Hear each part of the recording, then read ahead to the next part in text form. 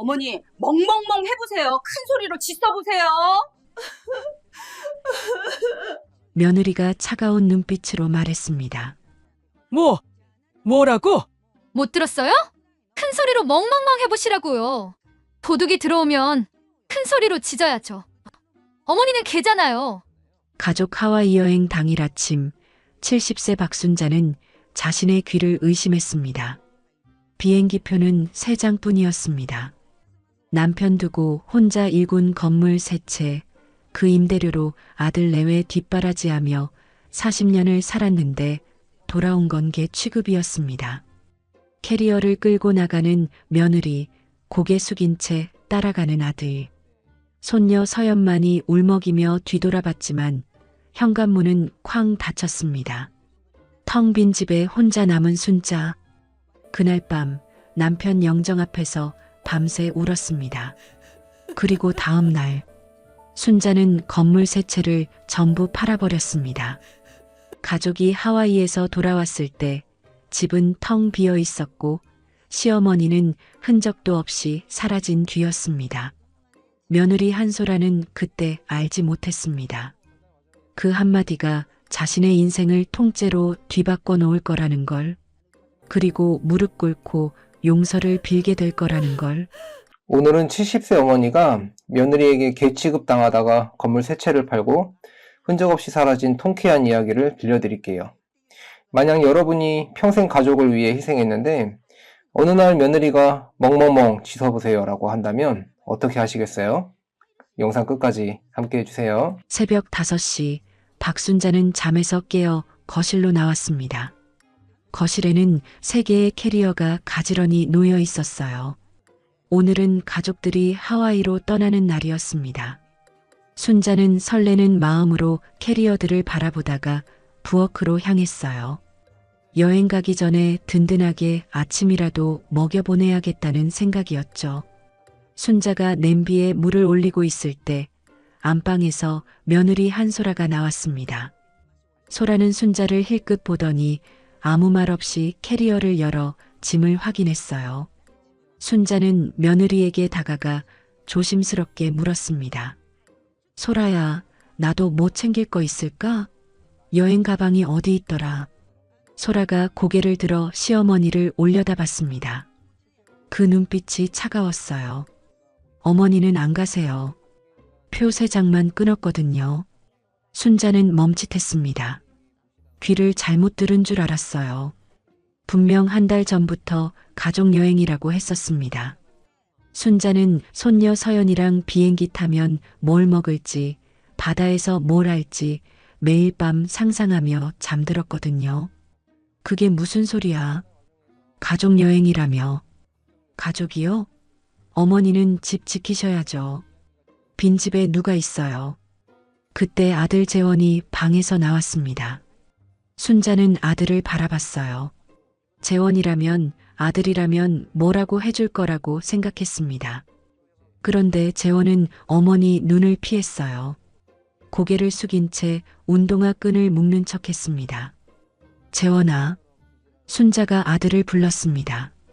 재원이 고개를 들지 않고 대답했어요. 엄마, 미안해. 다음에 같이 가자. 다음에. 그 말이 순자의 가슴에 못처럼 박혔습니다. 평생 들어온 말이었어요. 다음에 여행 가자. 다음에 외식하자. 다음에 효도할게. 그 다음은 40년 동안 오지 않았습니다. 손녀 서연이가 방에서 뛰어나왔어요. 교복 대신 예쁜 원피스를 입고 있었습니다. 서연이는 할머니를 보자마자 환하게 웃었어요. 할머니, 하와이 진짜 간다. 그러다 서연이의 표정이 굳어졌습니다. 할머니 옆에 캐리어가 없었거든요. 할머니 가방은요?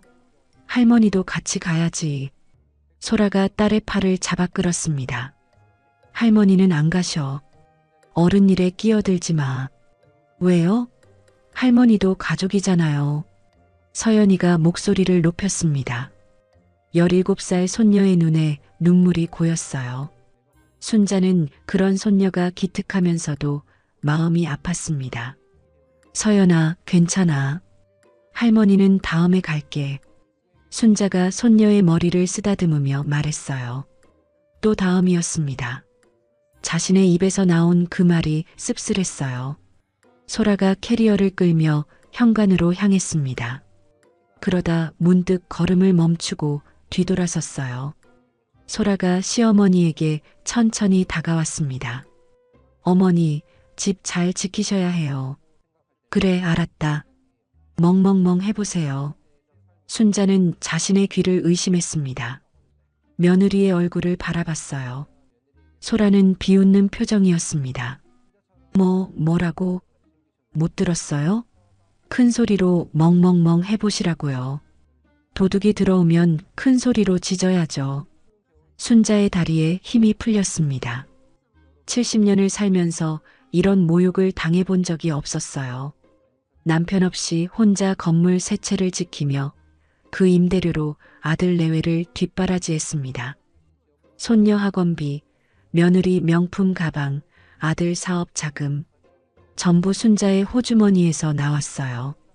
그런데 돌아온 건 개 취급이었습니다. 재원이 멀찍이 서서 입을 열었어요. 엄마, 우리 다녀올게. 아들은 아내를 말리지 않았습니다. 변명도 사과도 없었어요. 그냥 도망치듯 현관문을 나섰습니다. 서연이만 뒤돌아봤어요. 울먹이는 얼굴로 할머니에게 손을 흔들었습니다. 그리고 현관문이 쾅 닫혔어요. 순자는 그 자리에 서서 한참을 움직이지 못했습니다. 다리에 힘이 풀려 현관 앞 신발장에 등을 기댔어요. 천천히 바닥으로 주저앉았습니다. 내가 개야. 내가 개란 말이야. 목소리가 떨렸습니다. 눈물이 볼을 타고 흘러내렸어요. 텅 빈 집이 너무 컸습니다. 40년을 살았는데 이렇게 큰 줄 처음 알았어요. 순자는 거실 소파에 앉아 벽에 걸린 가족 사진을 바라봤습니다. 사진 속에서 모두가 웃고 있었어요. 남편 장례식 날 찍은 사진이었습니다. 그날도 순자만 울었고 며느리는 웃고 있었구나. 이제야 보였어요. 순자는 안방으로 들어가 남편 영정 사진 앞에 앉았습니다. 영정 속 남편이 온화하게 웃고 있었어요. 여보, 나 이제 어떡하지? 순자가 영정을 향해 말했습니다. 애들이 나를 개 취급해. 멍멍 짖으래. 내가 뭘 그렇게 잘못했어. 눈물이 멈추지 않았어요. 40년 세월이 주마등처럼 스쳐 지나갔습니다. 새벽마다 일어나 아들 도시락 싸던 일, 며느리 시집 올 때 금반지 해주던 일, 손녀 전 물리던 일, 전부 헛것이었나 싶었어요. 순자는 그날 밤 한숨도 자지 못했습니다. 영정 앞에서 밤새 울었어요. 창밖이 하얗게 밝아올 때까지. 다음 날 아침 순자는 부은 눈으로 일어났습니다. 거울 속 자신의 얼굴이 낯설었어요. 하룻밤 사이에 10년은 늙어 보였습니다. 순자는 안방 장롱을 열었습니다. 깊숙한 곳에 서류 봉투가 있었어요. 남편이 생전에 남긴 건물 등기권리증 3장이었습니다. 순자는 그 서류를 꺼내 식탁 위에 펼쳐놓았어요. 강남 상가 건물 한 채, 마포 오피스텔 한 채, 용산 근린시설 한 채. 남편이 세상 뜨고 15년 순자 혼자 세입자 관리하고 세금 내고 수리하며 지켜온 재산이었습니다. 아들은 단 한 번도 관심을 보인 적이 없었어요. 그저 매달 통장에 꽂히는 임대료만 당연하게 썼을 뿐이죠. 순자는 서류를 한참 바라봤습니다. 그러다 전화기를 집어들었어요. 40년을 거래해온 부동산 사장 번호를 눌렀습니다. 신호가 3번 울리고 전화가 연결됐어요. 사장님, 나 박순자예요. 아이고 사모님, 오랜만입니다. 무슨 일이세요? 순자는 잠시 숨을 골랐습니다. 그리고 담담하게 말했어요. 건물 3채 전부 금매로 내놓으려고요. 최대한 빨리 처리해 주세요. 전화기 너머로 부동산 사장의 당황한 목소리가 들렸습니다. 예, 사모님, 그게 무슨 말씀이세요? 갑자기요? 순자는 창밖을 바라봤습니다. 하늘이 맑았어요. 하와이 하늘도 저렇게 맑겠지. 자신 없이 떠난 가족들이 저 하늘 아래 있겠지. 순자는 입꼬리를 올렸습니다. 웃음인지 쓴웃음인지 모를 표정이었어요. 네, 갑자기요. 셋째 전부 다요. 사흘 후 하와이 와이키키 해변이 내려다 보이는 리조트 수영장에서 한소라가 선베드에 누워 있었습니다. 형형색색의 칵테일을 한 손에 들고 여유로운 표정을 짓고 있었어요. 옆에는 남편 재원이 맥주를 마시며 앉아 있었습니다. 소라가 선글라스를 밀어 올리며 기지개를 켰어요. 아, 진짜 좋다. 시어머니 없으니까 천국이 따로 없네. 재원은 아내의 말에 대답하지 않았습니다. 맥주만 홀짝거렸어요. 속이 편치 않았습니다. 공항에서 어머니 얼굴이 자꾸 떠올랐거든요. 왜 그래? 표정이 왜 그렇게 어두워? 소라가 남편을 쳐다봤습니다. 아니, 그냥 엄마 혼자 두고 온 게 좀 그래서. 뭐가 그래? 어차피 집에서 맨날 뭐해요? 우리가 없어도 잘 지내시지. 재원은 더 말하지 않았습니다. 아내와 싸우고 싶지 않았어요. 여행 와서까지 분위기 망치기 싫었습니다. 그 시각 호텔방에서 서연이가 침대에 앉아 휴대폰을 들여다보고 있었습니다. 할머니에게 보낸 카톡 메시지가 화면에 떠 있었어요. 하지만 읽음 표시가 뜨지 않았습니다. 서연이가 영상통화 버튼을 눌렀어요. 신호가 가다가 끊어졌습니다. 다시 눌러도 마찬가지였어요. 전화기가 꺼져 있는 것 같았습니다. 할머니, 왜 전화를 안 받으시지? 서연이는 불안한 마음으로 창밖을 바라봤습니다. 하와이 바다가 아무리 예뻐도 마음이 무거웠어요. 같은 시각 서울 강남의 한 부동산 사무실에서 박순자가 책상 앞에 앉아 있었습니다. 앞에는 부동산 사장 김만수가 걱정스러운 표정으로 서류를 정리하고 있었어요. 사모님, 정말 새 채를 다 파신다고요? 네, 전부 다요. 아니, 금매로 내놓으시면 시세보다 많이 낮춰야 하는데요. 다시 한번 생각해 보시는 게. 순자가 고개를 저었습니다. 생각할 거 없어요. 빨리 처리해 주세요. 김만수 사장은 40년 동안 순자 부부와 거래해 왔습니다.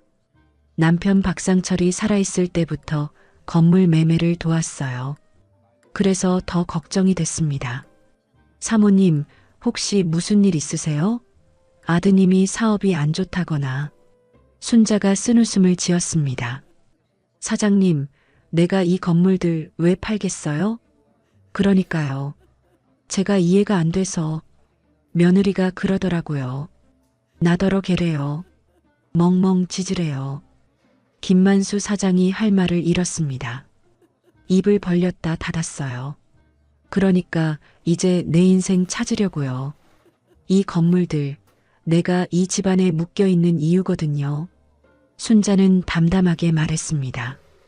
눈물은 이미 다 흘렸어요. 이제 남은 건 결심뿐이었습니다.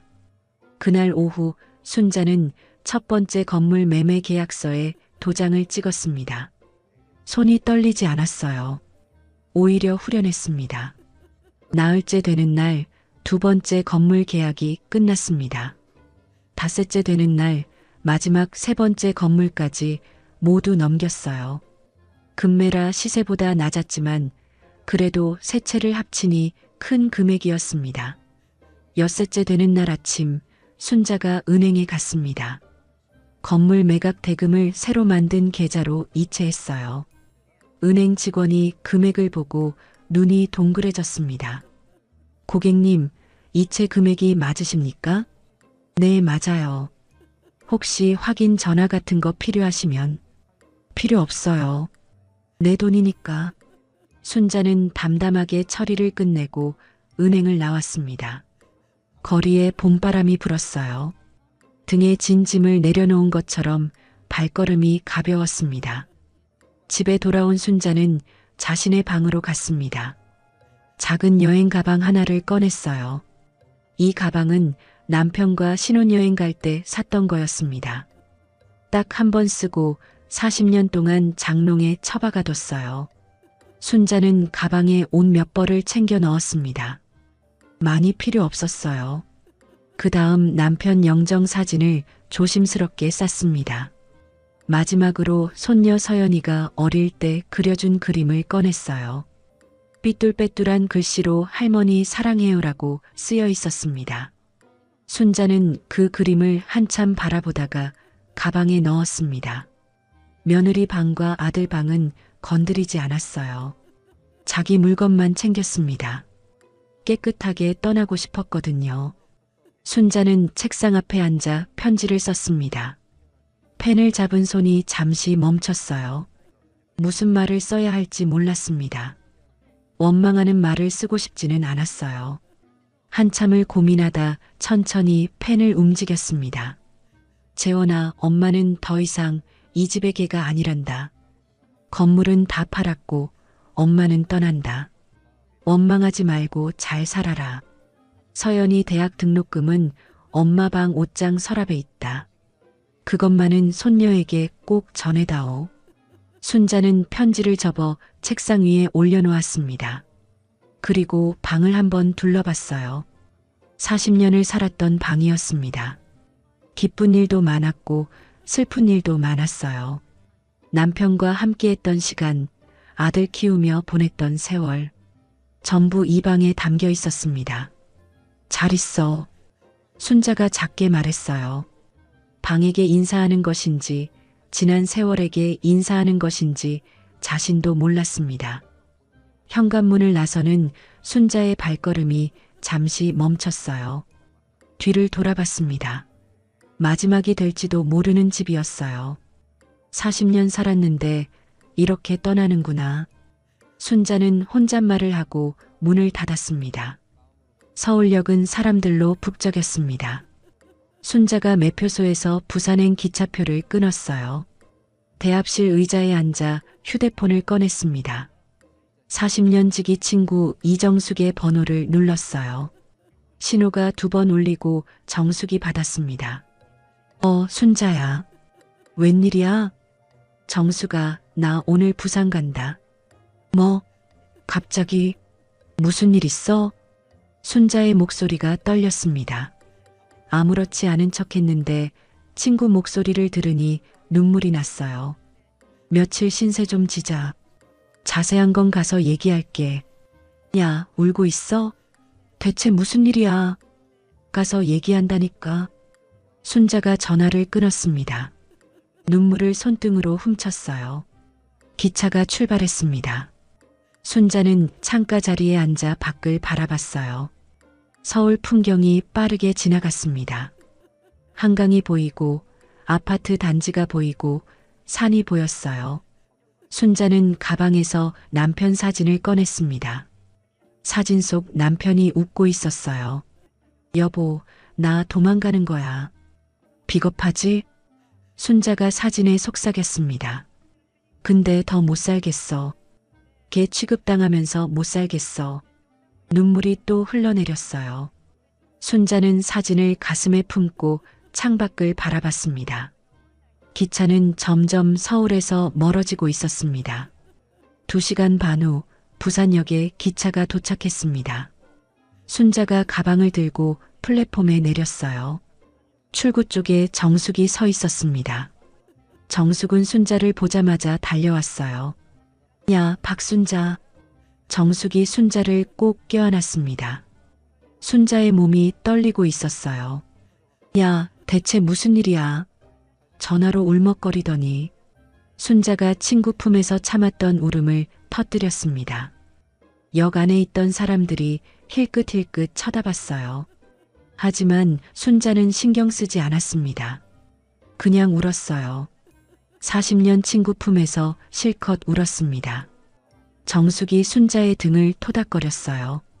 그래, 울어. 실컷 울어. 다 들어줄게. 부산역 앞바람이 따뜻했습니다. 서울보다 공기가 달랐어요. 순자는 친구의 품에서 울면서 생각했습니다. 여기서 다시 시작하자고. 남은 인생 개처럼 살지 말자고. 일주일간의 하와이 여행을 마친 재원 가족이 인천공항에 도착했습니다. 소라는 면세점에서 산 쇼핑백을 양손에 들고 있었어요. 서연이는 휴대폰만 들여다보고 있었습니다.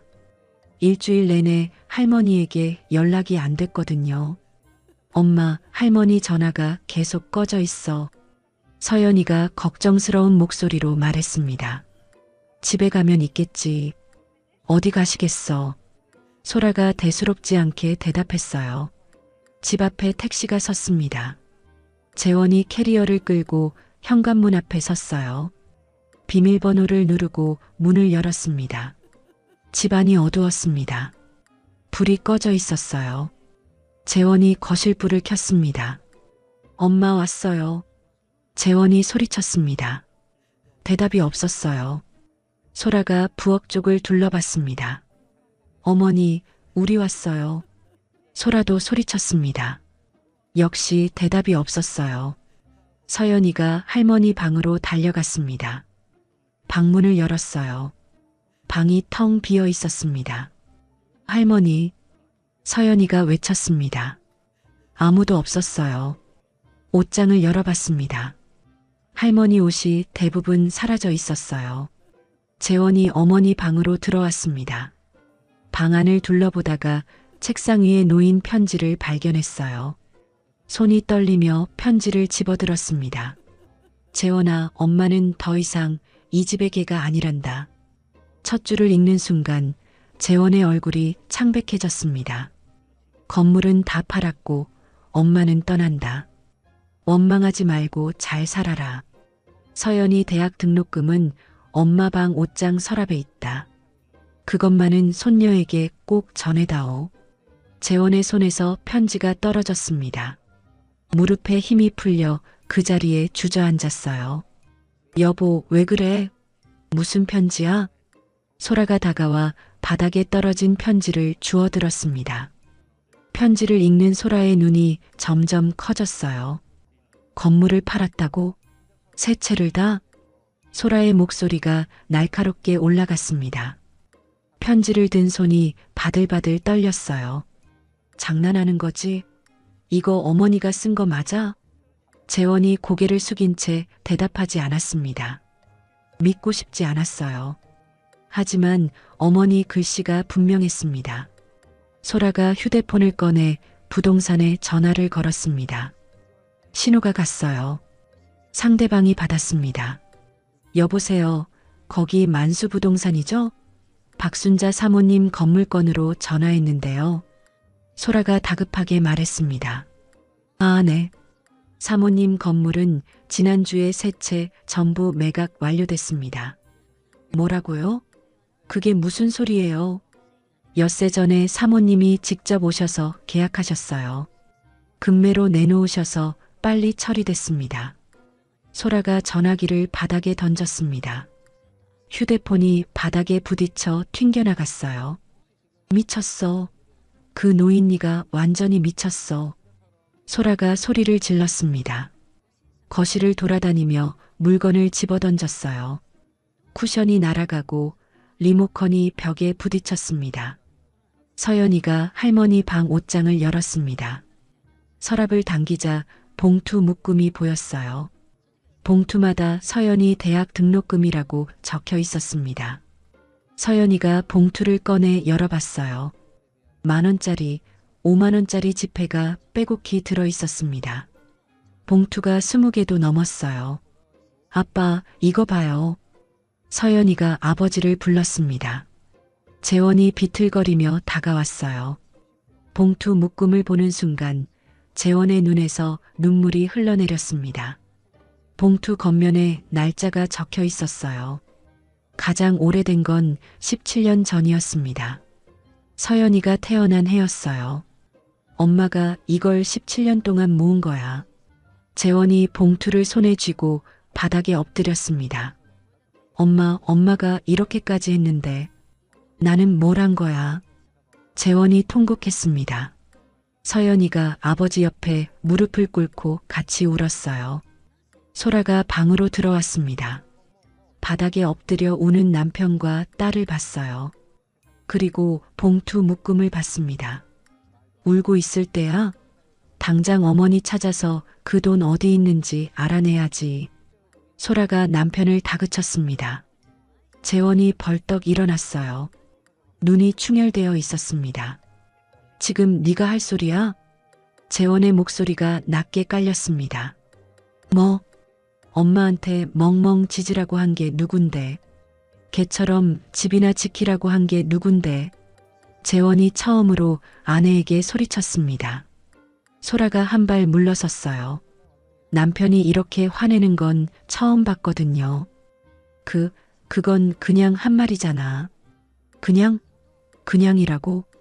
재원이 손에 들고 있던 봉투를 아내 앞에 내밀었습니다. 이거 봐. 17년이야. 엄마가 17년 동안 손녀 대학 등록금 모은 거야. 그런 사람한테 네가 뭐라고 했는데? 소라가 아무 말도 하지 못했습니다. 처음으로 입을 다물었어요. 나도 잘못했어.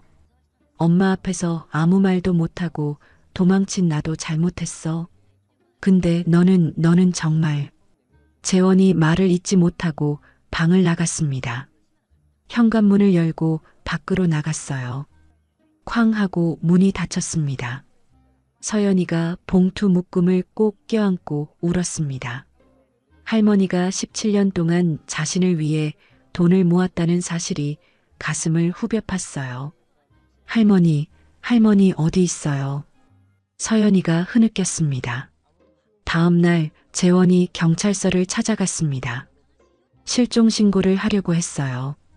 접수 창구에서 경찰관이 내용을 들었습니다. 어머니가 일주일 전에 사라지셨고 연락이 안 된다고요? 네, 건물도 다 파시고 어디로 가셨는지 모르겠어요. 경찰관이 고개를 끄덕이며 서류를 받습니다. 죄송한데요. 이건 실종 사건으로 접수가 어렵습니다. 왜요? 어머니가 사라졌다니까요.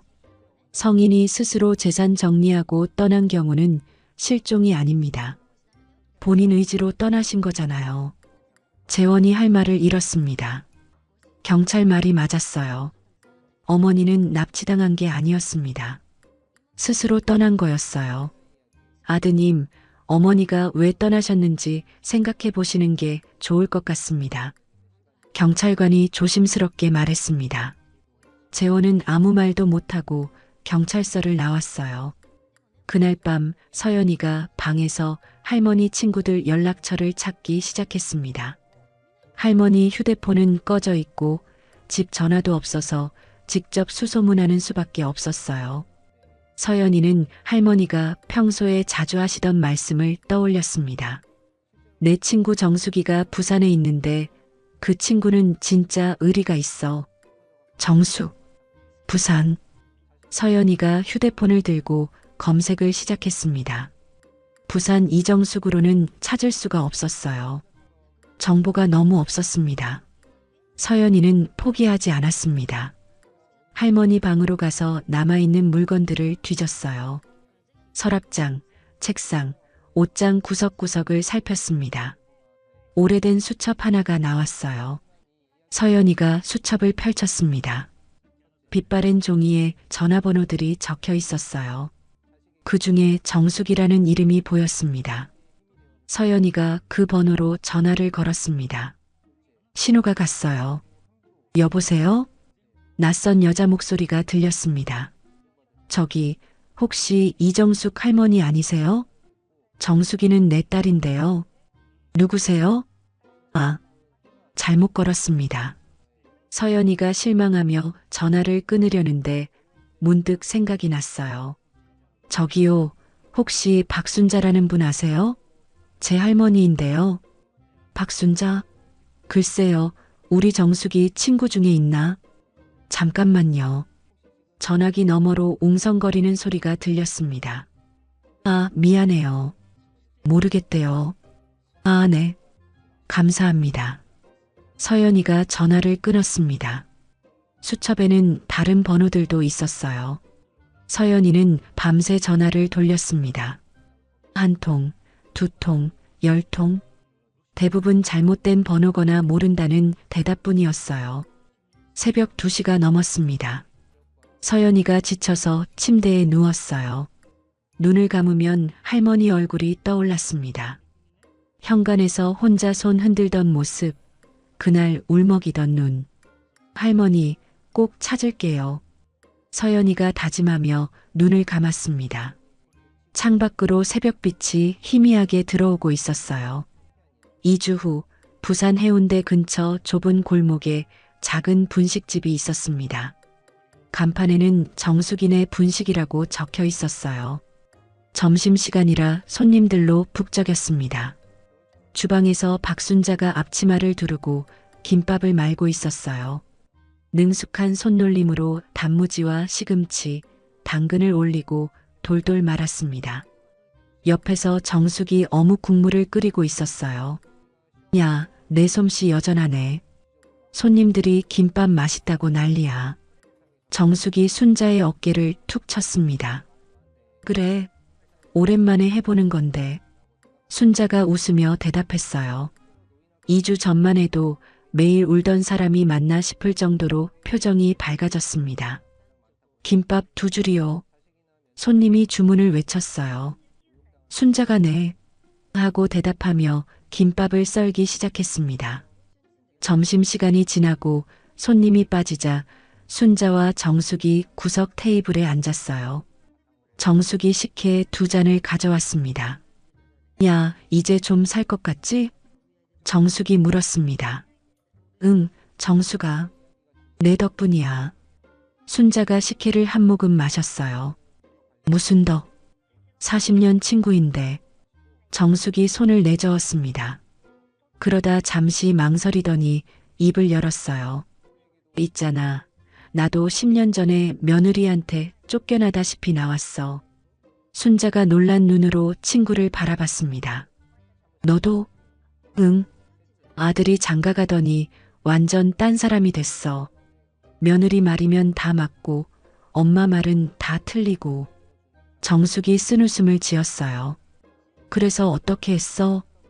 그냥 나왔지. 퇴직금 좀 있었거든. 그걸로 이 가게 차렸어. 정숙이 분식집 안을 둘러보며 말했습니다. 지금은 후회 안 해. 아들은 1년에 한두 번 연락 오고. 그게 오히려 편해. 순자가 고개를 끄덕였어요. 정숙의 마음을 알 것 같았습니다. 우리 팔자가 그런가 봐. 순자가 중얼거렸습니다. 무슨 팔자야? 우리가 잘못한 게 뭐가 있어. 자식 키우느라 인생 다 바쳤는데. 정숙이 단호하게 말했어요. 이제부터는 우리 인생 살자. 남은 인생이 얼마나 된다고 자식한테 휘둘려. 순자가 친구의 손을 잡았습니다. 따뜻했어요. 그날 저녁 순자가 해운대 바닷가를 혼자 걸었습니다. 파도 소리가 귓가에 맴돌았어요. 순자는 가방에서 남편 사진을 꺼냈습니다. 여보, 나 여기서 다시 시작해 볼게. 순자가 사진을 보며 말했어요. 미안해. 당신이 남긴 건물 다 팔아버렸어.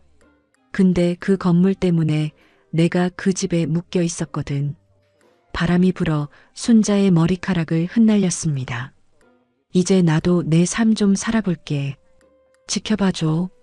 순자가 사진에 입을 맞추고 다시 가방에 넣었어요. 눈물이 볼을 타고 흘렀지만 금방 바람에 말랐습니다. 같은 시각 서울에서는 재원의 회사에 난리가 났습니다. 세무조사가 나온 거였어요. 검은 양복을 입은 조사관들이 서류를 뒤지고 컴퓨터를 압수했습니다. 사장님, 이 거래 내역 설명해 주시죠. 조사관이 서류를 내밀었습니다. 재원의 얼굴이 창백해졌어요. 그게 어머니 건물 담보로 대출 받으신 거 맞죠? 근데 그 건물이 지금 다 팔렸더라고요. 재원이 아무 말도 할 수 없었습니다. 어머니 건물을 담보로 사업 자금을 빌렸는데 그 건물이 사라진 거였어요. 은행에서 당장 대출금을 갚으라고 할 게 뻔했습니다. 그날 밤 재원이 집에 돌아와 소라에게 말했습니다. 큰일 났어. 엄마 건물 담보로 받은 대출. 이제 갚을 방법이 없어. 소라의 얼굴이 굳어졌어요. 그게 무슨 소리야? 얼마나 되는데? 10억 넘어. 뭐? 소라가 비명을 질렀습니다. 10억이라니. 그 돈을 어떻게 갚는단 말이에요? 은행에서 이번 달 안에 갚으라고 할 거야. 안 그러면 집이 경매로 넘어가. 재원이 소파에 털썩 주저앉았습니다. 머리를 감싸쥐었어요. 소라는 잠시 멍하니 서 있다가 전화기를 들었습니다. 친정어머니에게 전화를 걸었어요. 엄마, 나야. 있잖아. 돈 좀 빌려줄 수 있어? 전화기 너머로 친정어머니의 목소리가 들렸습니다. 돈? 얼마나? 많이. 10억 정도. 미쳤어? 그 돈이 어디 있어? 엄마, 제발. 우리 집 경매 넘어가게 생겼어. 그건 네가 알아서 해. 네가 시어머니한테 어떻게 했는데 내가 왜 도와줘? 소라가 멈칫했습니다. 엄마가 그걸 어떻게 알아? 동네방네 소문 다 났어. 시어머니한테 개처럼 짖으라고 했다면서. 그게 나도 시어머니한테 그렇게 안 했어. 너 그러면 안 되는 거였어. 전화가 끊어졌습니다. 소라가 전화기를 들고 멍하니 서 있었어요. 친정어머니마저 등을 돌렸습니다. 소라는 처음으로 무서웠어요. 시어머니가 떠나고 돈이 사라지고 이제 친정까지 등을 돌렸습니다. 사면초가였어요. 한편 서연이는 포기하지 않고 할머니를 찾고 있었습니다. 인터넷에서 온갖 검색을 했어요. 부산 해운대 이정숙, 부산 분식집 이정숙. 그러다 네이버 지도에서 정숙이네 분식이라는 가게를 발견했습니다.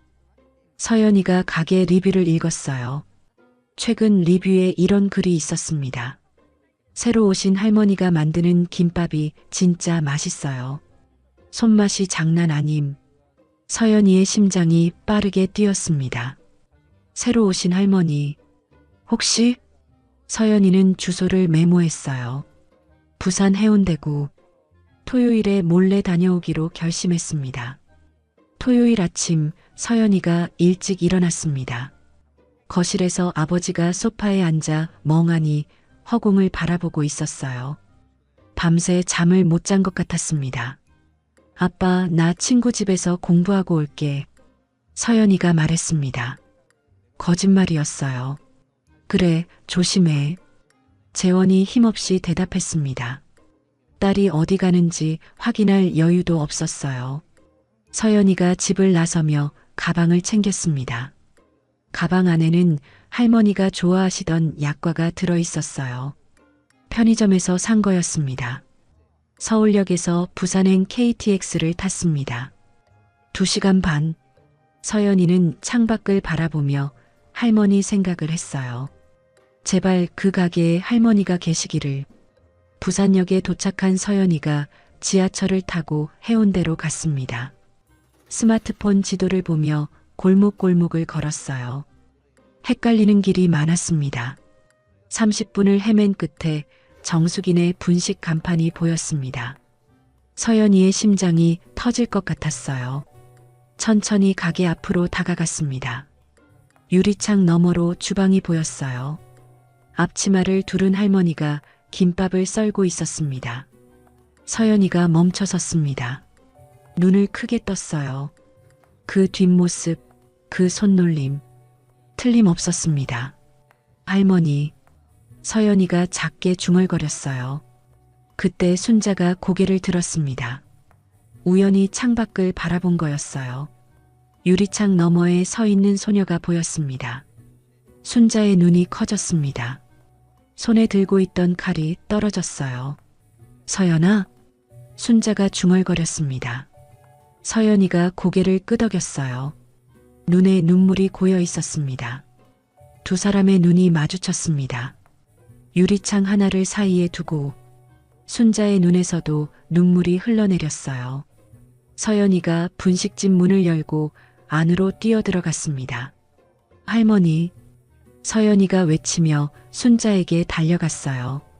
순자가 앞치마를 두른 채 손녀를 꼭 껴안았습니다. 서연아, 우리 서연이 어떻게 여기까지 왔어? 순자의 목소리가 떨렸어요. 눈물이 볼을 타고 흘러내렸습니다. 할머니 보고 싶었어요. 서연이도 울먹였습니다. 할머니 품에서 실컷 울었어요. 손님들이 힐끗힐끗 쳐다봤지만 신경 쓰지 않았습니다. 2주 만에 만난 할머니와 손녀였어요. 주방에서 지켜보던 정숙이 눈시울이 붉어졌습니다. 정숙이 조용히 다가와 말했어요. 얘가 그 손녀구나. 순자가 맨날 자랑하던. 정숙이 안쪽 테이블을 가리켰습니다. 저기 앉아. 내가 맛있는 거 해줄게. 순자와 서연이가 구석자리에 마주 앉았어요. 서연이가 가방에서 약과 봉지를 꺼냈습니다. 할머니, 이거 할머니 좋아하시잖아요. 순자가 약과 봉지를 받아들었습니다.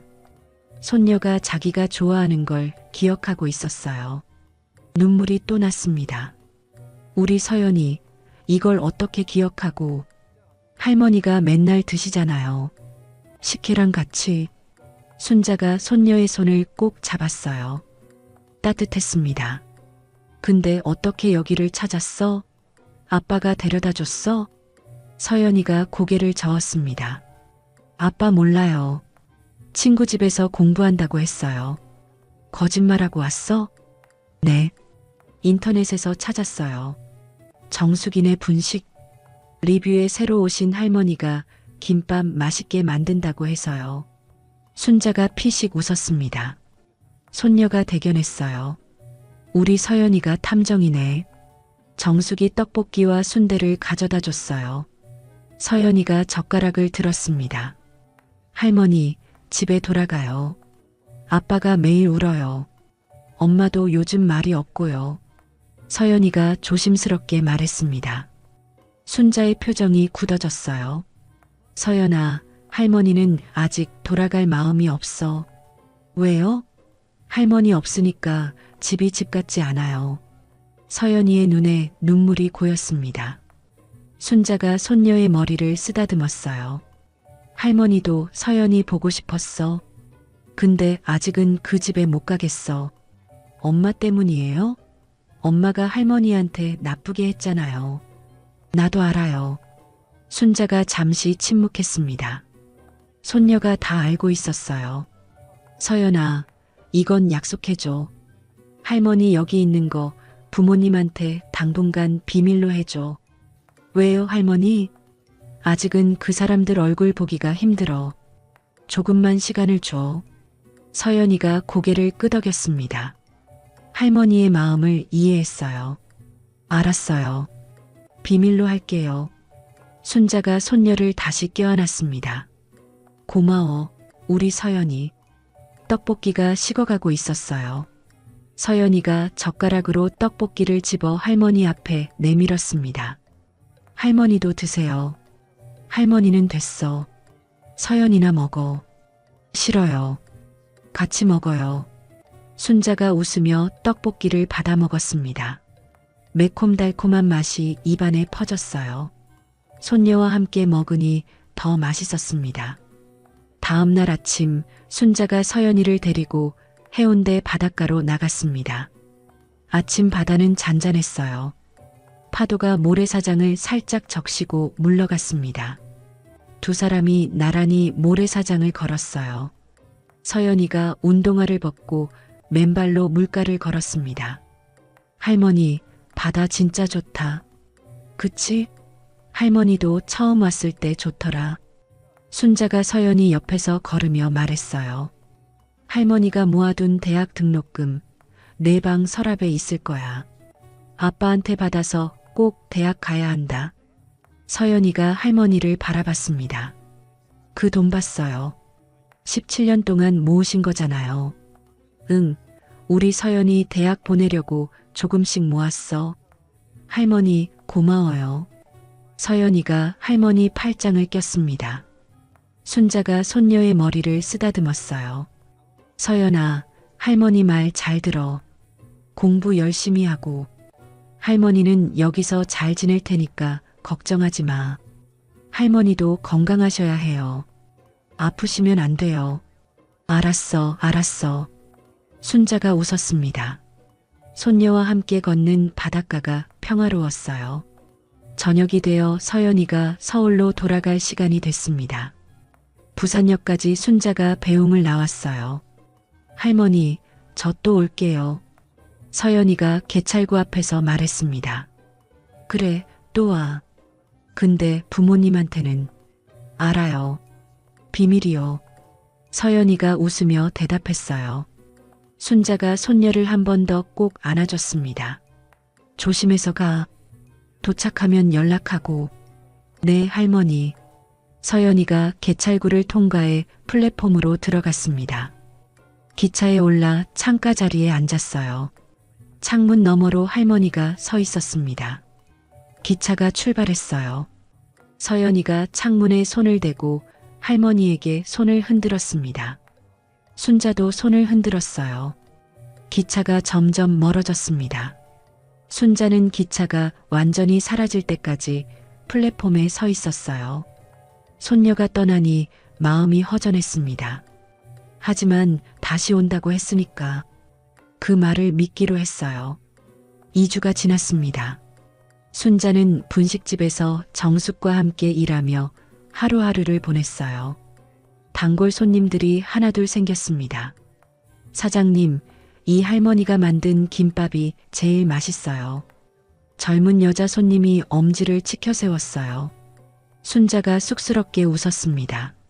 맛있게 드세요. 정숙이 옆에서 순자를 툭 쳤어요.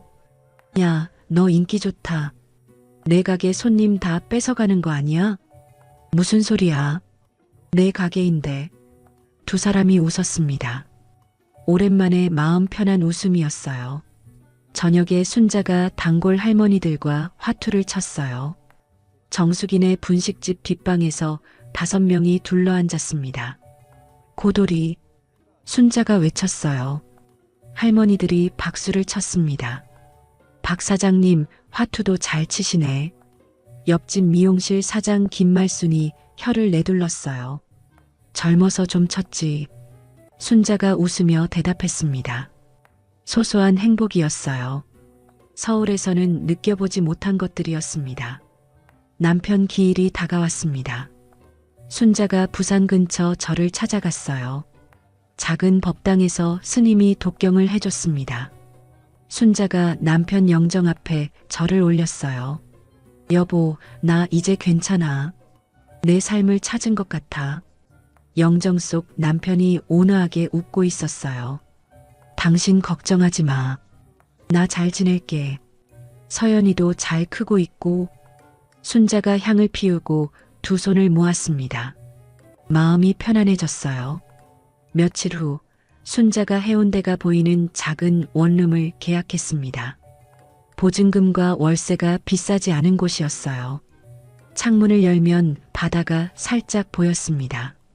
순자가 짐을 풀고 벽에 남편 사진을 걸었어요. 서연이가 그려준 그림도 옆에 붙였습니다. 여보, 우리 새 집이야. 작지만 내 집이야. 순자가 사진을 보며 말했습니다. 그날 밤 순자는 자신만의 공간에서 처음으로 평화로운 잠을 잤어요. 꿈에서 남편이 웃고 있었습니다. 괜찮다고, 잘하고 있다고 말해주는 것 같았어요. 창밖으로 달빛이 들어왔습니다. 바다 위로 달이 떠 있었어요. 순자는 편안한 얼굴로 잠들어 있었습니다. 한 달이 지났습니다. 서울 강남에 있던 재원의 회사가 최종 부도 처리됐어요. 재원이 텅 빈 사무실에 홀로 앉아 있었습니다. 책상 위에는 퇴직금 봉투들이 쌓여 있었어요. 직원들이 한 명씩 와서 봉투를 받아갔습니다. 눈도 마주치지 않았어요. 10년 넘게 함께 일한 사람들이었는데 아무도 인사를 하지 않았습니다. 마지막 직원이 나가고 사무실이 텅 비었어요. 재원이 창밖을 바라봤습니다. 서울 하늘이 잿빛이었어요. 다 끝났구나. 재원이 중얼거렸습니다. 어머니 건물 담보로 받은 대출금을 갚지 못했어요. 은행에서 집을 경매로 넘긴다고 통보가 왔습니다. 같은 시각 집에서 소라가 옷장을 정리하고 있었어요. 명품 가방들을 꺼내 바닥에 늘어놓았습니다. 샤넬, 루이비통, 에르메스, 시어머니 돈으로 산 것들이었어요. 소라가 휴대폰으로 중고거래 사이트에 접속했습니다. 가방 사진을 찍어 올렸어요. 생활비가 필요했거든요. 저녁에 재원이 집에 돌아왔습니다. 소라가 부엌에서 라면을 끓이고 있었어요. 예전 같으면 상상도 못할 일이었습니다. 밥 차려놓을게. 앉아. 소라가 말했어요. 목소리에 힘이 없었습니다. 재원이 식탁에 앉았어요. 라면 2그릇이 놓였습니다. 부부가 말없이 라면을 먹었어요. 집 경매 날짜 나왔어. 재원이 입을 열었습니다. 다음 달 15일이야. 그 전에 이사 가야 해. 소라가 젓가락을 내려놓았어요. 어디로 가는데? 반지하 빌라 알아봤어. 보증금 1,000만 원에 월세 50. 소라의 얼굴이 굳어졌습니다. 반지하라니. 평생 그런 데서 살아본 적이 없었어요. 거기밖에 없어? 돈이 없잖아. 어떻게? 소라가 아무 말도 하지 못했습니다. 이게 현실이었어요. 일주일 후 재원 가족이 반지하 빌라로 이사했습니다. 짐을 나르는데 하루 종일 걸렸어요. 이삿짐 센터 부를 돈도 아까워서 직접 날랐습니다. 소라가 새 집 안을 둘러봤어요. 천장이 낮았습니다. 창문이 반쯤 땅에 묻혀 있었어요. 벽에는 곰팡이 자국이 있었습니다. 내가 이런 데서 살게 될 줄은 몰랐어. 소라가 중얼거렸습니다. 눈물이 날 것 같았어요. 서연이가 자기 방으로 들어갔습니다. 창문 밖으로 사람들 발이 지나다녔어요. 반지하라서 그랬습니다. 서연이는 커튼을 쳤어요. 그로부터 열흘이 지났습니다. 어느 날 오후 서연이가 학교 체육 시간에 운동장을 뛰고 있었어요. 갑자기 코에서 피가 흘렀습니다. 김서연 코피 난다. 옆에 있던 친구가 소리쳤어요. 서연이가 손으로 코를 막았습니다. 피가 멈추지 않았어요. 괜찮아. 금방 멈출 거야. 서연이가 말했습니다. 그런데 갑자기 눈앞이 깜깜해졌어요. 다리에 힘이 풀렸습니다. 서연이가 운동장 바닥에 쓰러졌어요. 서연아, 서연아. 친구들이 소리쳤습니다. 체육 선생님이 달려왔어요. 119 불러. 빨리. 선생님이 외쳤습니다. 서연이는 의식을 잃은 채 누워 있었어요. 코에서 흘러나온 피가 운동장 흙을 적셨습니다. 구급차가 왔어요. 서연이가 들것에 실려 병원으로 이송됐습니다. 사이렌 소리가 서울 하늘 아래 울려 퍼졌어요. 재원과 소라가 병원 응급실로 달려왔습니다. 서연이는 중환자실에 들어가 있었어요. 의사가 복도로 나왔습니다. 보호자분이세요? 네, 아버지입니다. 제 딸이 왜 그런 거예요? 재원이 다급하게 물었어요. 일단 검사 결과를 봐야 정확히 알 수 있습니다. 지금 혈액 검사 중이에요. 의사가 답했습니다. 재원과 소라가 복도 의자에 주저앉았어요. 두 사람 다 얼굴이 하얗게 질려 있었습니다. 2시간이 지났어요. 의사가 다시 나왔습니다. 표정이 어두웠어요. 검사 결과가 나왔는데요. 따님이 희귀 혈액 질환입니다. 뭐라고요? 재원이 벌떡 일어났습니다. 혈소판 수치가 많이 낮아요. 장기간 치료가 필요합니다. 치료하면 낫는 거예요? 소라가 떨리는 목소리로 물었어요. 제때 치료하면 완치 가능합니다. 다만 치료비가 많이 듭니다. 보험 적용이 안 되는 부분이 있어서요. 얼마나요? 대략 5천만 원 정도 예상하시면 됩니다. 5천만 원. 재원의 눈앞이 캄캄해졌어요. 지금 통장에 200만 원도 없었습니다. 일단 입원 수속부터 하시죠. 치료는 빨리 시작해야 합니다. 의사가 말하고 돌아갔어요. 재원이 복도 벽에 등을 기대고 천천히 바닥으로 주저앉았습니다. 돈도 없고 엄마도 없고 이제 어떡해. 재원이 머리를 감싸주며 절규했어요. 눈물이 볼을 타고 흘러내렸습니다. 소라가 남편 옆에 주저앉았어요. 처음으로 남편 손을 잡았습니다. 내가 어머니한테 그러지 않았으면 이게 다 내 잘못이야. 소라가 울먹였어요. 눈물이 멈추지 않았습니다. 내가 어머니한테 개처럼 짖으라고 했잖아. 그래서 어머니가 떠나신 거잖아. 다 내 잘못이야. 소라가 통곡했습니다. 병원 복도에 울음소리가 퍼졌어요. 재원은 아내를 탓할 수 없었어요. 자신도 똑같이 잘못했으니까요. 어머니 앞에서 아무 말도 못하고 도망친 건 자신이었습니다. 다음 날 서연이가 일반 병실로 옮겨졌어요. 의식이 돌아왔습니다. 창백한 얼굴로 침대에 누워 있었어요. 재원과 소라가 딸 곁에 앉았습니다. 서연이가 천천히 눈을 떴어요. 아빠, 엄마. 서연이가 작은 목소리로 불렀습니다. 서연아, 정신 들어? 어디 아픈 데 없어? 재원이 딸의 손을 잡았어요. 괜찮아요. 근데 할머니는요? 서연이가 물었습니다. 재원이 말문이 막혔어요. 할머니 보고 싶어요. 할머니한테 연락해 주세요. 서연이의 눈에 눈물이 고였어요. 서연아, 아빠가 할머니 어디 계신지 몰라서 그래. 재원이 힘없이 대답했습니다. 서연이가 잠시 망설였어요. 할머니가 비밀로 해달라고 했거든요. 하지만 지금은 어쩔 수 없었습니다. 할머니를 봐야 했어요. 부산이요. 서연이가 입을 열었습니다. 뭐? 할머니 부산에 계세요. 해운대 정숙이 할머니 분식집이요. 재원이 놀란 눈으로 딸을 바라봤어요. 서연아, 너 할머니 어디 계신지 알고 있었어? 네. 한 달 전에 다녀왔어요. 할머니가 비밀로 해달라고 해서 말 안 했어요. 재원이 할 말을 잃었습니다. 딸이 혼자 부산까지 다녀왔다니.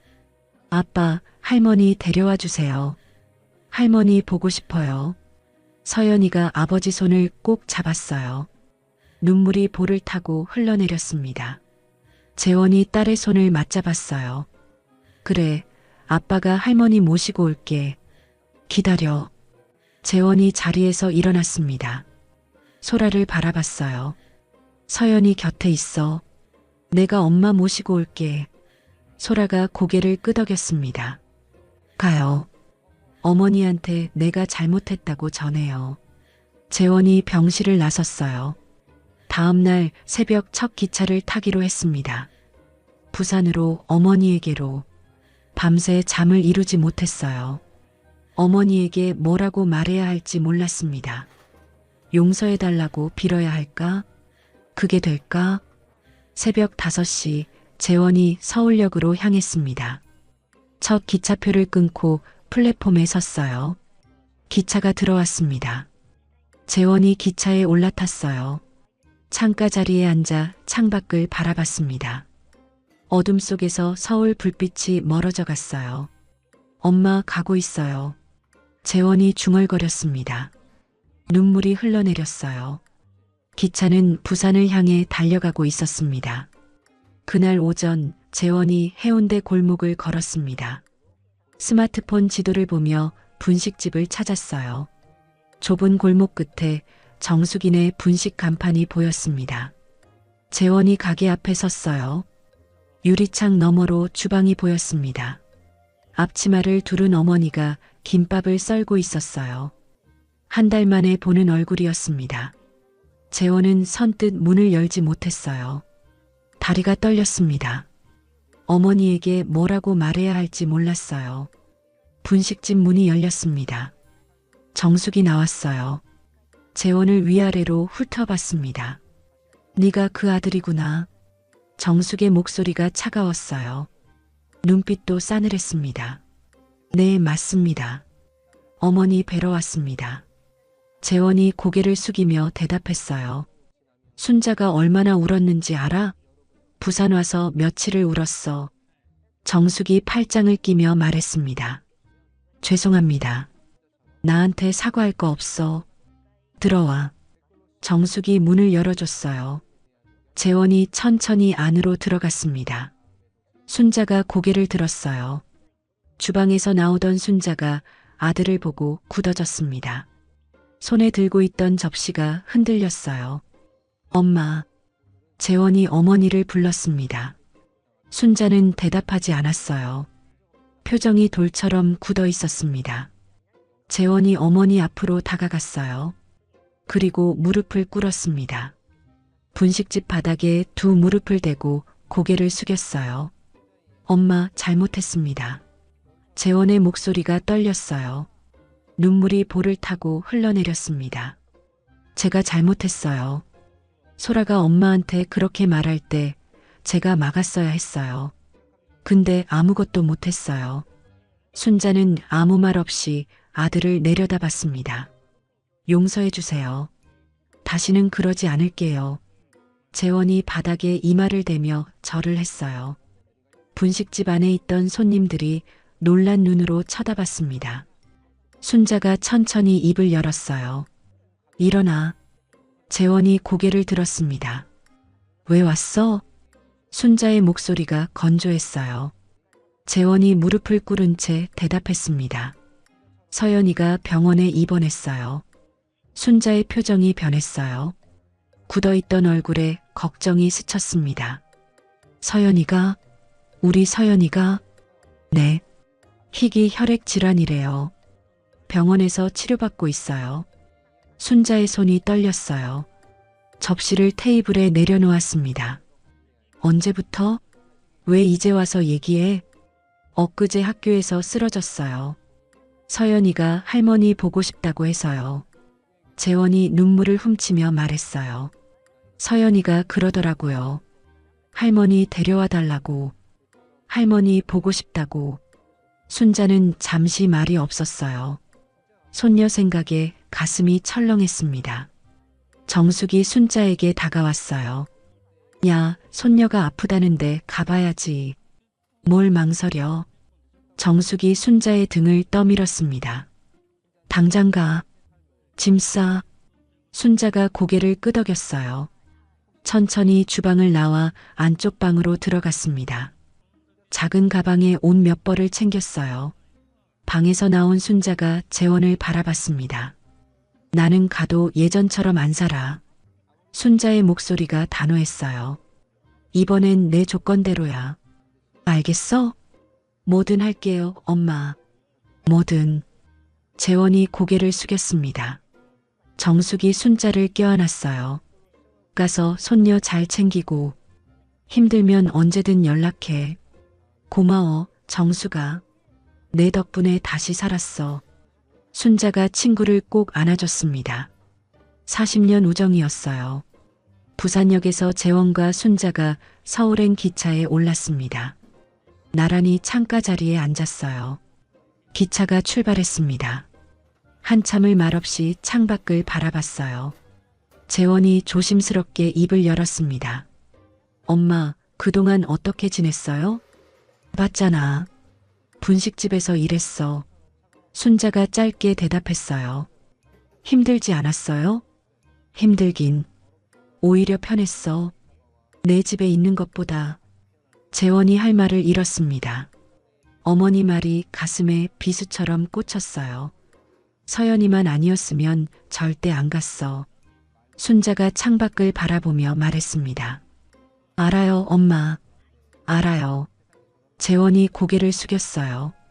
2시간 반 후 서울역에 도착했습니다. 재원과 순자가 택시를 타고 병원으로 향했어요. 병원 복도를 걸으며 순자의 가슴이 두근거렸습니다. 손녀가 얼마나 아픈 걸까? 걱정이 됐어요. 재원이 병실 문 앞에 섰습니다. 엄마, 들어가요. 순자가 고개를 끄덕이고 문을 열었어요. 병상에 서연이가 누워 있었습니다. 팔에 수액줄이 연결되어 있었어요. 창백한 얼굴이었지만 할머니를 보자 눈이 반짝였습니다. 할머니, 서연이가 외쳤어요. 몸을 일으키려다 수액줄에 걸렸습니다. 움직이지 마, 움직이지 마. 순자가 달려가 손녀를 안았어요. 조심스럽게 다치지 않게. 할머니 와줬어요. 진짜 와줬어요. 서연이가 할머니 품에서 울었습니다. 그래, 할머니 왔어. 우리 서연이 많이 아팠지? 순자도 눈물을 흘렸어요. 손녀의 창백한 얼굴이 마음 아팠습니다. 병실 구석에서 소라가 지켜보고 있었어요. 순자를 보는 순간 몸이 굳어졌습니다. 어떻게 해야 할지 몰랐어요. 소라가 천천히 다가왔습니다. 순자 앞에 서더니 두 무릎을 바닥에 꿇었어요. 어머니, 소라의 목소리가 떨렸습니다. 제가 잘못했습니다. 고개를 숙이며 말했어요. 개처럼 짖으라고 한 거 평생 뉘우칠게요. 제발 용서해 주세요. 소라가 바닥에 이마를 대며 절을 했습니다. 어깨가 들썩이며 통곡했어요. 어머니가 떠나시고 나서 알았어요. 제가 얼마나 잘못했는지. 하루도 편한 날이 없었어요. 소라가 울면서 말을 이었습니다. 제가 어머니한테 받은 게 얼마나 많은데 그걸 몰랐어요. 진짜 몰랐어요. 순자는 한참 동안 며느리를 내려다봤어요. 바닥에 엎드려 우는 모습이 처량해 보였습니다. 예전 같으면 당장 일으켜 세웠을 거예요. 하지만 지금은 달랐습니다. 쉽게 용서할 수 없었어요. 일어나. 순자가 말했습니다. 소라가 고개를 들었어요. 눈물 범벅이 된 얼굴이었습니다. 용서는 서연이가 다 나으면 생각해 볼게. 순자가 담담하게 말했어요. 지금은 서연이가 먼저야. 알겠어? 네네. 감사합니다, 어머니. 소라가 눈물을 훔치며 일어났습니다. 순자가 서연이 곁에 앉았어요. 손녀의 손을 꼭 잡았습니다. 서연아, 할머니가 왔으니까 걱정 마. 할머니가 다 해결할게. 할머니, 고마워요. 서연이가 할머니 손을 꼭 잡았어요. 순자가 재원을 바라봤습니다. 치료비 얼마야? 5천만 원 정도래요. 내가 낼게. 재원이 놀란 눈으로 어머니를 봤어요. 엄마, 그건 서연이 치료비야. 내가 내는 게 당연해. 순자가 단호하게 말했습니다. 대신 이건 서연이를 위한 거야. 너희한테 주는 거 아니야. 알겠어? 네, 엄마. 감사합니다. 재원이 고개를 숙였어요. 순자가 다시 손녀를 바라봤습니다. 서연이가 할머니 손을 놓지 않고 있었어요. 할머니, 이제 안 가시는 거죠? 치료 끝날 때까지는 여기 있을게. 순자가 손녀 이마를 쓰다듬었어요. 고마워요, 할머니. 서연이가 안심한 듯 눈을 감았습니다. 할머니 손을 잡은 채로 순자는 손녀 곁에 앉아 밤새 자리를 지켰어요. 재원과 소라는 병실 구석에서 조용히 지켜봤습니다. 창밖으로 서울 밤하늘이 보였어요. 별은 없었지만 병실 안은 따뜻했습니다. 오랜만에 가족이 한자리에 모였어요. 아직 용서하지 않았지만 그래도 여기 있었습니다. 손녀 때문에. 순자는 서연이의 잠든 얼굴을 바라보며 생각했어요. 이 아이만큼은 지켜줘야 해. 무슨 일이 있어도. 석 달이 지났습니다. 서연이의 치료가 끝났어요. 의사가 마지막 검사 결과를 들고 병실로 들어왔습니다. 혈소판 수치가 정상으로 돌아왔어요. 완치입니다. 의사의 말에 병실 안이 환해졌어요. 서연이가 환하게 웃었습니다. 할머니, 나 다 나았대요. 그래, 우리 서연이 잘 버텼어. 순자가 손녀를 꼭 안아줬어요. 석 달 동안 병실을 지켜온 보람이 있었습니다. 재원과 소라도 눈물을 흘렸어요. 기쁨의 눈물이었습니다. 퇴원 날 순자가 서연이의 휠체어를 밀며 병원 정문을 나섰습니다. 가을 햇살이 따뜻했어요. 서연이가 깊게 숨을 들이쉬었습니다. 바깥 공기 진짜 좋다. 그래, 석 달만이지. 순자가 웃으며 대답했어요. 재원이 택시를 불렀습니다. 엄마, 우리 집으로 가요. 순자가 고개를 저었어요. 아니, 내 집으로 갈 거야. 엄마 집이요? 응, 내가 새로 구한 아파트. 거기로 가자. 재원이 놀란 표정을 지었습니다. 어머니가 서울에 집을 구했다는 걸 처음 알았어요. 택시가 순자의 새 아파트 앞에 섰습니다. 작은 아파트 단지였어요. 화려하지 않지만 깔끔한 곳이었습니다. 엘리베이터를 타고 5층에서 내렸어요. 순자가 현관문을 열었습니다. 들어와. 집 안은 아담했어요. 거실에 소파 하나, 식탁 하나. 벽에는 남편 사진이 걸려 있었습니다. 서연이가 어릴 때 그린 그림도 옆에 붙어 있었어요. 할머니, 여기 할머니 집이에요? 서연이가 두리번거리며 물었습니다. 응, 할머니 집이야. 예쁘지? 네, 좋아요. 아늑해요. 서연이가 소파에 앉으며 말했어요. 순자가 부엌으로 가서 밥상을 차리기 시작했습니다. 아침에 미리 준비해둔 것들이었어요. 미역국, 불고기, 잡채, 나물 반찬. 오늘 퇴원 기념이니까 할머니가 차려줄게. 순자가 상을 펴며 말했어요. 네 사람이 식탁에 둘러앉았습니다. 오랜만에 가족이 함께하는 밥상이었어요. 먹어. 순자가 말했습니다. 모두가 숟가락을 들었어요. 엄마, 미역국 진짜 맛있어요. 재원이 국을 떠먹으며 말했습니다. 맛있으면 더 먹어. 순자가 담담하게 대답했어요. 소라는 말없이 밥을 먹었습니다. 시어머니가 차려준 밥상 앞에서 할 말이 없었어요. 그동안 시어머니 밥을 먹으면서 고맙다는 말 한 번 제대로 못했거든요. 밥을 다 먹고 순자가 커피를 내렸어요. 네 사람이 거실 소파에 앉았습니다. 재원이 조심스럽게 입을 열었어요. 엄마, 이제 우리랑 같이 살아요. 순자가 커피잔을 내려놓았습니다. 아니, 나는 여기서 내 삶을 살 거야. 엄마. 재원아, 엄마도 이제 내 인생 살고 싶어.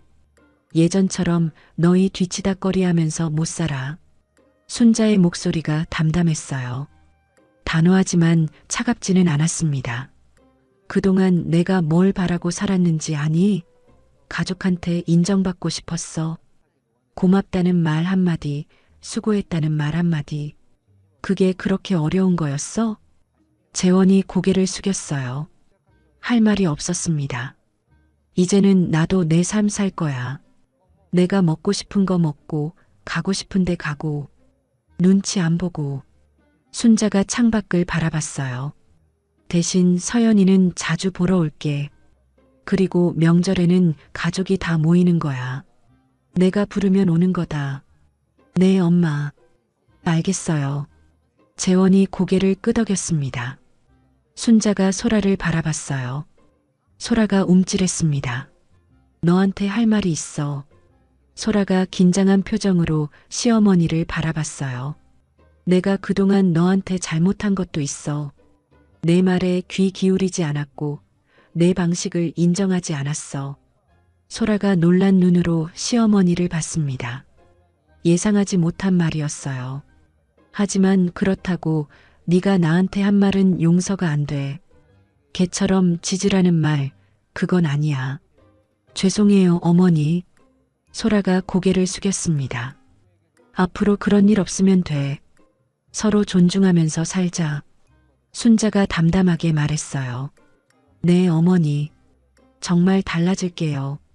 소라가 눈물을 훔치며 대답했습니다. 며칠 후 소라가 순자의 아파트를 찾아왔습니다. 손에 냄비를 들고 있었어요. 어머니, 미역국 끓여왔어요. 소라가 조심스럽게 말했습니다. 순자가 놀란 표정을 지었어요. 며느리가 음식을 해온 건 처음이었거든요. 직접 끓인 거야? 네, 인터넷 보고 배웠어요. 맛이 없을 수도 있어요. 소라가 쑥스럽게 웃었습니다. 순자가 미역국을 한 숟가락 떠먹었어요. 간이 좀 싱거웠지만 먹을 만했습니다. 맛있네. 순자가 말했어요. 진심이었습니다. 며느리의 마음이 느껴졌거든요. 정말요? 다행이에요. 소라가 환하게 웃었습니다. 처음 보는 웃음이었어요. 앞으로는 가끔 해줄게요. 어머니한테 받기만 했으니까 이제는 저도 드리고 싶어요. 순자가 고개를 끄덕였어요. 마음 한구석이 따뜻해졌습니다. 1년이 지났습니다. 봄이 왔어요. 서연이의 대학 입학식 날이었습니다. 순자가 서연이 손을 잡고 대학교 정문을 들어섰어요. 벚꽃이 흩날리고 있었습니다. 할머니, 드디어 대학생이에요. 서연이가 환하게 웃었습니다. 그래, 우리 서연이. 할머니가 모아둔 등록금, 이제야 쓰게 됐네. 순자가 손녀 머리를 쓰다듬었어요. 할머니, 고마워요. 할머니 아니었으면 못 왔을 거예요. 고맙긴. 우리 서연이가 열심히 한 거지. 입학식이 끝나고 가족 사진을 찍었어요. 순자, 재원, 소라, 서연. 4사람이 나란히 섰습니다. 사진사가 외쳤어요. 하나, 둘, 셋. 찰칵. 셔터 소리가 울렸습니다. 모두가 웃고 있었어요. 며칠 후 순자가 남편 산소를 찾았습니다. 묘비 앞에 꽃을 놓고 절을 했어요. 여보, 나왔어. 순자가 묘비를 쓰다듬으며 말했습니다. 서연이가 대학 들어갔어. 우리가 모은 돈으로 등록금 냈어. 기특하지? 바람이 불어 풀잎이 흔들렸어요. 나 이제 진짜 행복해. 내 인생을 찾았어. 순자가 미소 지었습니다. 당신 걱정하지 마. 나 잘 살고 있어. 고마워, 여보. 산들바람에 벚꽃 꽃잎이 날렸어요. 마치 남편이 대답하는 것 같았습니다. 그의 추석이 됐습니다. 순자의 아파트에 가족이 모였어요. 순자가 상을 차렸습니다. 소라도 옆에서 도왔어요. 전을 붙이고 나무를 묻혔습니다. 어머니, 이거 이렇게 하면 돼요? 응, 잘하네. 소라 솜씨 늘었다. 어머니가 가르쳐 주신 덕분이에요. 2사람이 나란히 부엌에 섰습니다. 1년 전에는 상상도 못할 일이었어요. 상이 차려졌습니다. 순자가 상좌에 앉았어요. 재원과 소라, 서연이 둘러앉았습니다. 순자가 입을 열었어요. 자, 먹어라. 네, 어머니. 네, 할머니. 가족이 함께 대답했습니다. 젓가락이 오갔어요. 웃음소리가 퍼졌습니다. 따뜻한 명절 식탁이었어요. 순자는 가족들을 바라보며 생각했습니다. 1년 전 개처럼 짖으라는 말을 듣고 떠났던 날. 그때는 모든 게 끝난 줄 알았어요. 하지만 끝이 아니었습니다. 새로운 시작이었어요. 자신의 삶을 찾았고 가족도 되찾았습니다. 예전과 같지는 않았어요. 하지만 그게 더 좋았습니다. 이제는 서로 존중하는 사이가 됐으니까요. 순자가 밥 한 숟가락을 떴습니다. 맛있었어요. 가족과 함께 먹으니까 더 맛있었습니다. 창밖으로 보름달이 떠올랐어요. 환하게 빛나는 달이었습니다.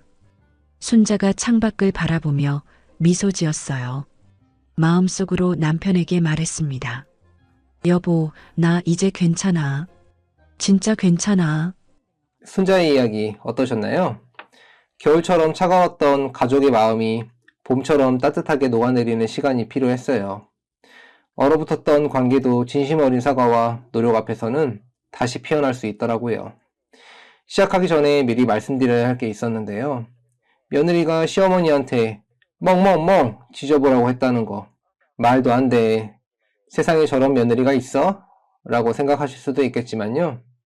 실제로 노인학대 신고 건수가 매년 증가하고 있고 그중 가족에 의한 정서적 학대가 가장 많다고 해요.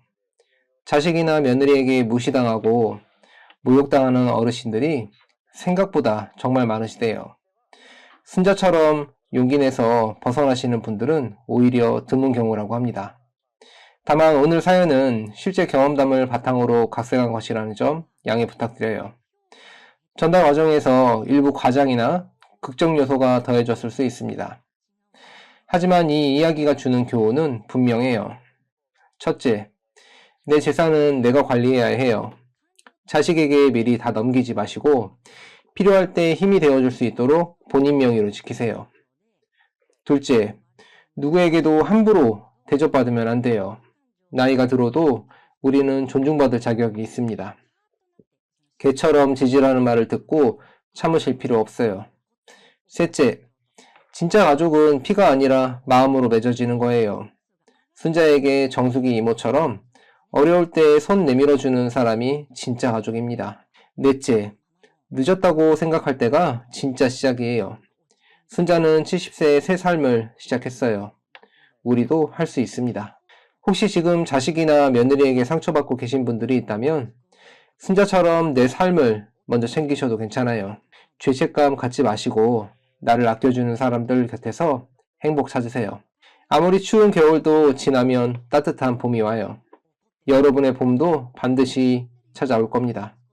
구독과 좋아요, 알림 설정을 눌러주시면 여러분께도 순자처럼 진정한 행복이 찾아올 거예요.